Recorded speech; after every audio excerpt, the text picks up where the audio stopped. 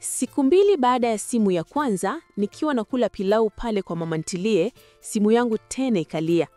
Nikacheka kimoyomoyo, nikasema, huyu lazima ni Simba anarudi kuuliza follow up. James anasema, "Hello Simba wa Tandale, mambo vipi?"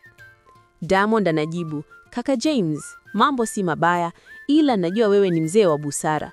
Sasa hivi tunapanga harusi, lakini kuna mambo yananipa stress kidogo."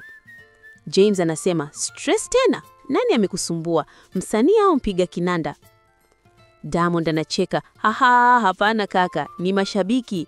Kila mmoja anataka awe mgeni rasmi, wengine wanataka video ya harusi iwe exclusive YouTube, wengine wanasema nisiandae harusi ya kifahari, wengine wanasema lazima iwe kubwa kuliko royal wedding, nimechanganyikiwa." James anacheka kwa utulivu. "Simba, sikiliza vizuri. Harusi si concert ya Wasafi. Hapa hakuna VIP tickets wala front row.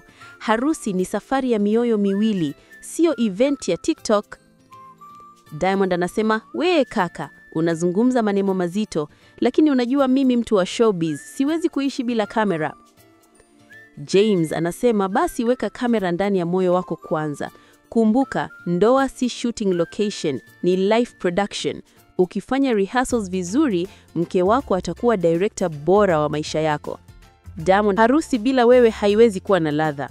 Wache nianze maandalizi rasmi. Huu ushauri nitauhifadhi kama chorus ya maisha yangu." Simu ikakata. James na